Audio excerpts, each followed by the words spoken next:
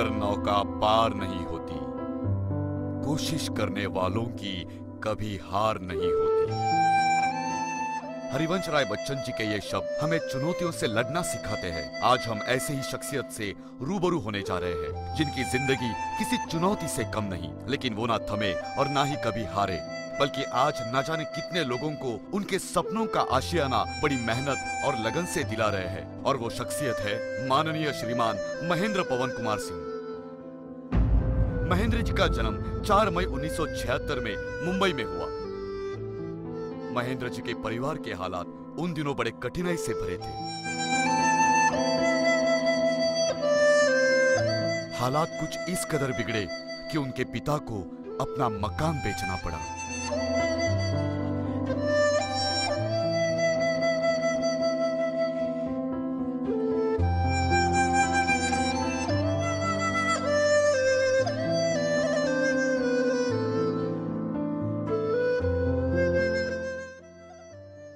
बचपन में जब घर बेचना पड़ा था तो मेरी सिस्टर थोड़ी बड़ी हो गई थी, उसके शादी का समय था। तो डैडी ने कुछ सोचा था कि शादी के समय अभी इसी समय पैसा बचाना है, और डैडी को कुछ चारा नहीं था। डैडी तभी मिल वर्कर थे। तो डैडी ने ये सोचा कि अभी घर बेच के लेंगे। तो घर की कीमत हम लोगों ने 1 लाख लगाई थी, 1,05,000 रुपये लगाई थी। लेकिन डैडी ने फिर 1 लाख में बोला, सामने वाला आदमी दिया नहीं 1 लाख। मेरे डैडी गिड़गिड़ाए, रोए। फिर एक बार शाम को शराब पी के रोए, और सामने फाइनली करना था उनको, वो सामने वाले घर में टोकन देना था घर का। तो रोते हुए डैडी उनका पैर पड़ा, तो भी उन्होंने 1 लाख रुपये नहीं दिया, 95,000 दिया। जब 1988 की बात है ये, 5,000 भी बहुत मायने रखते थे।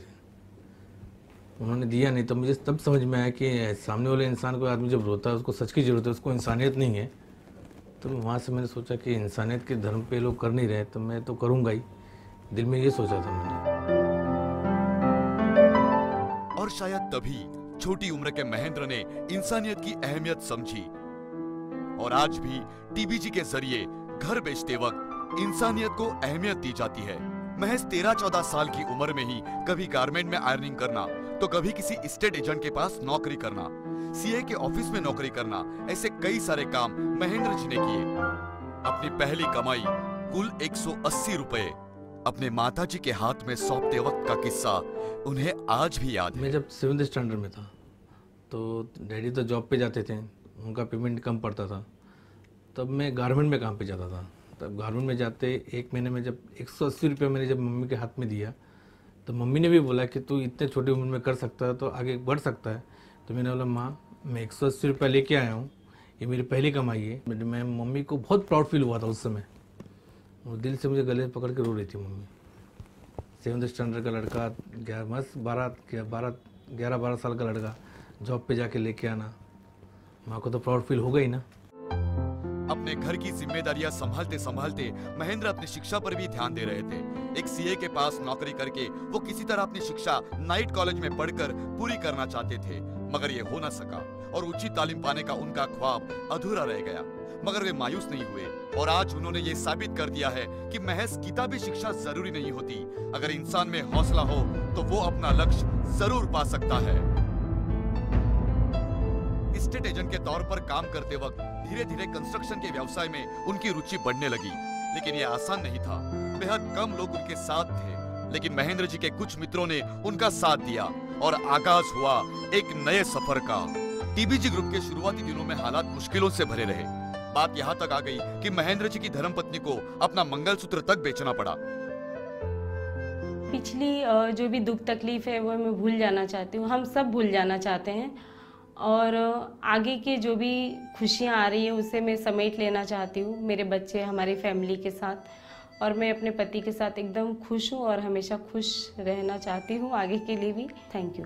मुश्किलों का सामना करने के बाद ही मंजिलें मिलती है, और यही हुआ। आज टीबीजी ग्रुप हर दिन कामयाबी की ओर बढ़ रहा है, लेकिन मुश्किलों से भरे हालात में जिन जिन लोगों ने महेंद्र जी का साथ दिया, वो सभी लोग आज टीबीजी ग्रुप का अहम हिस्सा है। टीबीजी ग्रुप के पदाधिकारी और रिश्तेदार इस बारे में बताते हैं कि महेंद्र जी की खासियत यह है कि वो निचले स्तर के लोगों को भी अपने साथ कामयाबी के शिखर पर ले आए हैं।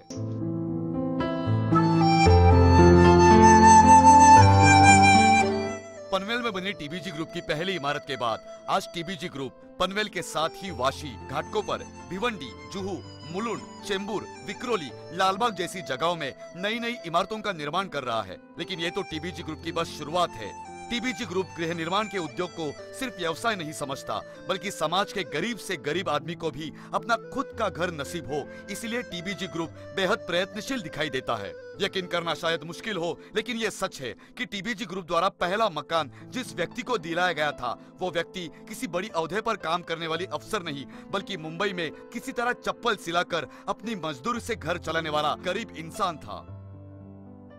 टीबीजी ग्रुप के जरिए लोगों को घर दिलाते वक्त महेंद्र जी को एक बात सोचने पर मजबूर कर देती है कि कई सारे लोग महज कम आमदनी या स्थायी नौकरी न होने के कारण होम लोन नहीं ले पाते।